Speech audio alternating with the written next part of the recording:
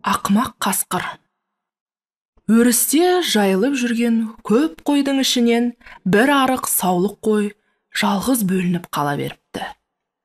Қалың шидің арасынан бір қасқыр шыға келіп: Жерік асым, қайдан жүрсің? Іздегенде мұндай кездестіре алмас едім. Бұйырған дәмге сөз жоқ, енді сені жеймін, дейді.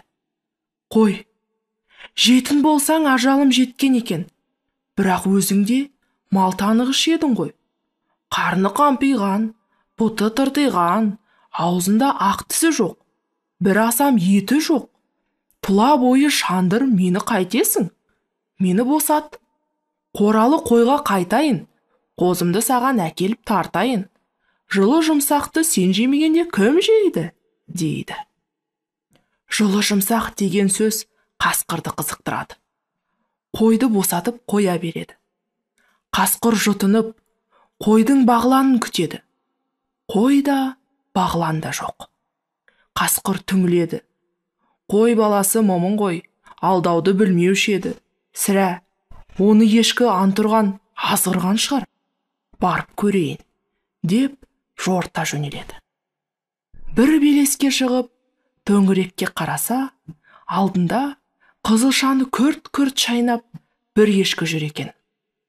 Көп қой да, қойшы да алыста екен.